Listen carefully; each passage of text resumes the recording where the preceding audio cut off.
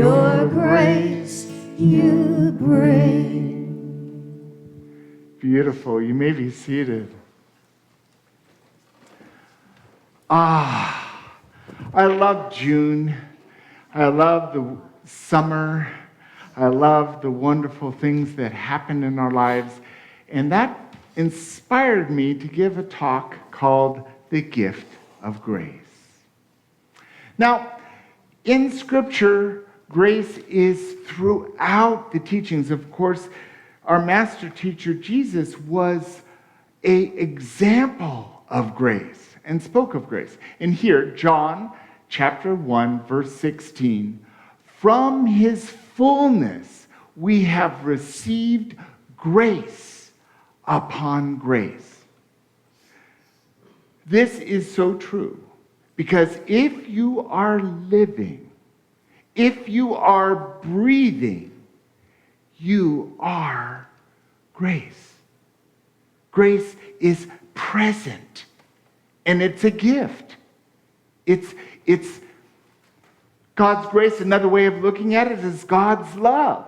And God's love is shining through us in every cell of our being, in every acknowledgement of presence. But how aware are we of grace? Is anyone aware of grace every second? Has anyone been aware of some grace this week? Yeah. It's not, when we get to the point where we know grace in every single breath, every single second, we are in light. We're enlightened. We've stepped into our Christhoodness. And that's what we see our master teacher Jesus as, one who walked the planet just like we walk, who woke up and knew grace in each and every moment. And this is something we can put on the lenses of grace and become more and more aware of how that grace is in our lives. I'm doing the quest, which the ministers, Reverend Richard and Mary Alice Jofola, wrote. It's a powerful year-long process. It's a book and a companion workbook. And it's transformative, it's informative, it's really a beautiful thing. So I've done it since the beginning of the year. And in the book, they say this: now comes the gift. The gift is yours from God simply because you are God's child. You didn't have to earn it, and you don't have to prove you deserve it.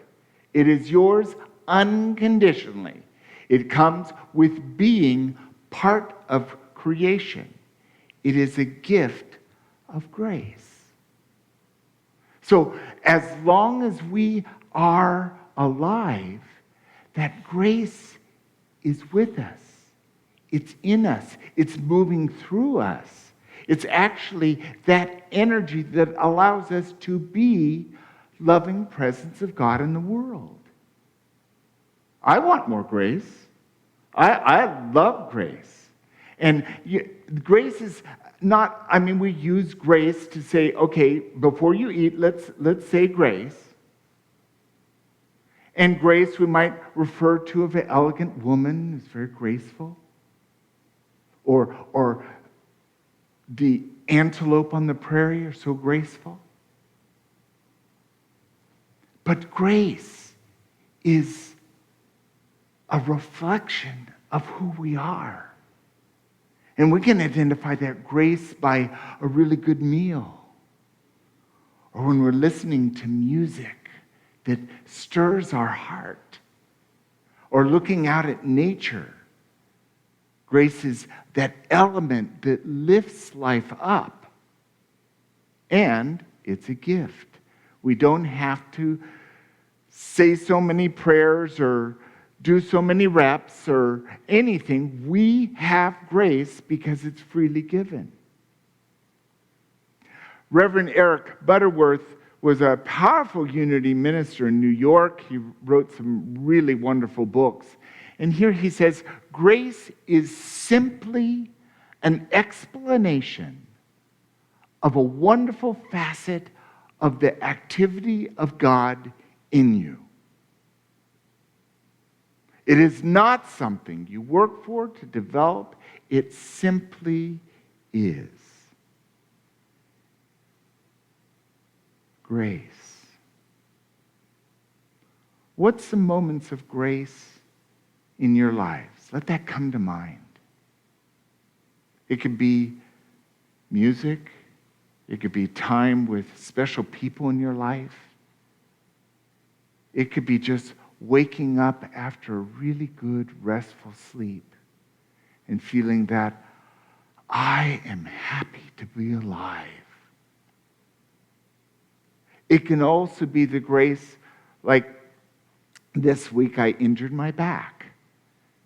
And at first it was that big fear that I had really hurt my back really bad, like I did a few years ago. It was just a little wake-up call. Pay attention to what your body's doing. Take care of yourself. And so I'm all right. I went to the physical therapist, and she gave me some exercises, and it's all right. I'm doing all right. Grace has elements of making our lives better. And I love this next quote because it comes from a dear friend. Anne Lamott's a New York Times bestseller author. She's a fabulous woman. And here she says something that I identify with. I do not at all understand the mystery of grace. Only that it meets us where we are, but doesn't leave us where it found us. I love that. Because that's my experience. I can't anticipate grace. What happens if I anticipate it? I don't see it when it happens. The gift of grace is that it carries us from here to there. And when we're lifted up and we're carried to awe or wonder or sweet serenity or balance or healing, waking up to grace makes life worthwhile.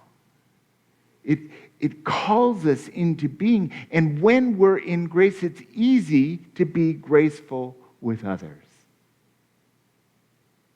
It's hard to have a bad mood when we're feeling grace. Because for that moment we're feeling grace, everything's all right. And frankly, we don't want it to change. We'd like the grace to just be there. This is good. Let's keep it good right now. But it's never out of our reach because it's always here.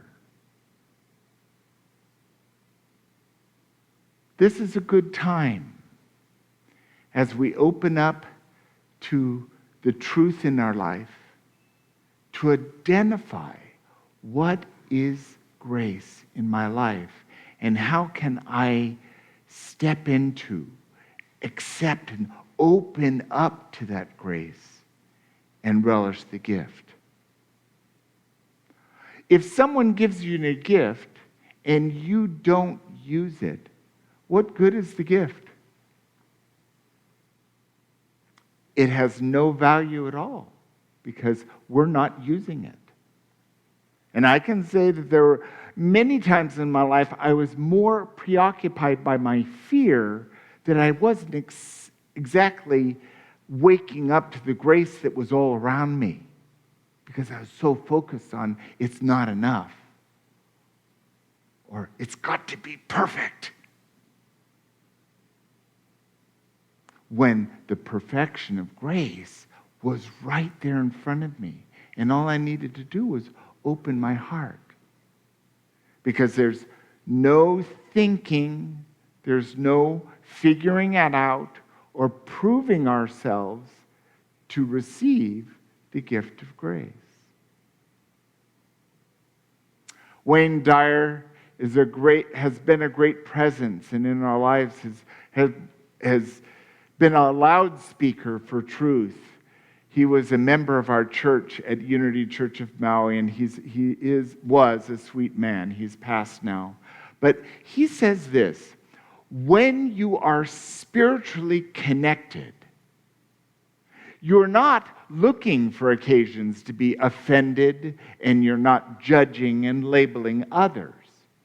You are in a state of grace in which you know you are connected to God and thus free from the effects of anyone or anything external to yourself. But first, we need to be connected spiritually. Because then we've opened ourselves to that Christ consciousness, to God's love within us. Whatever name you give it, it's still the truth of that presence of the divine.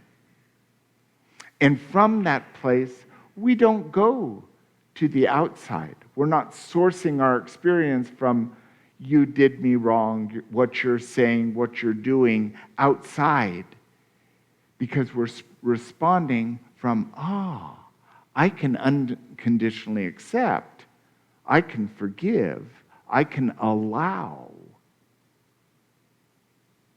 And isn't that an easier way to live?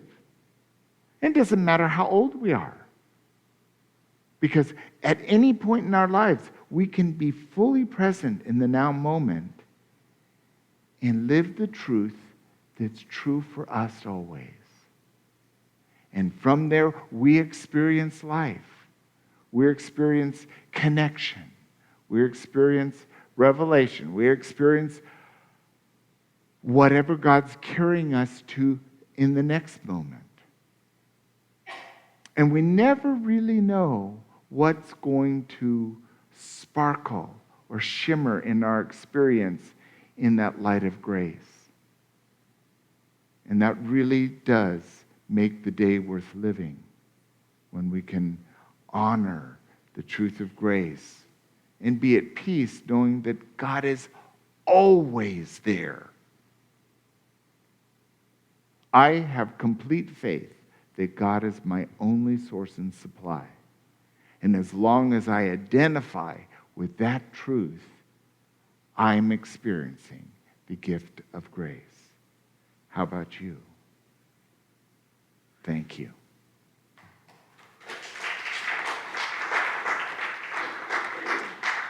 Thank you. So our personal exploration this week, if you choose to do this, I'm going to be looking at these questions, or write your own. The first one is, since the grace of God is already mine, how can I come to know and accept this more deeply? It can be taking some time to just be. Being aware of what the breeze is blowing, what's growing outside, who's around us. Right now, I'm seeing a sea of beautiful faces and wonderful light. So, what are the ways we can open more deeply to the gift? The second one is, how can I share God's grace with my family, my friends, and the people I haven't met as yet? There's opportunities virtually every day to meet people we haven't met yet. And how can we share grace rather than judgment? How can we share wisdom and peace? It's by being unconditional loving. And it certainly works with family. Because I don't know about you, but my family is a group of people that likes to do things their own way. They don't do it my way. Anyone can relate to that? Yeah. But grace is when we allow people to be in their light, to do it their way, and to be happy about it. Because when we let go of the leash or the umbilical cord, the strings, and just allow them to be, we want to comfort people and protect them if there's danger. That's a little too hot. Oh, don't slip on that. There's a pothole. There's a step. So let's explore that this week. And the last one is not a question. It's expressing gratitude for the blessing of God's grace. I speak about it often, but when we're grateful, when we shine our gratitude and our thanks, when we are thankful about something, it expands.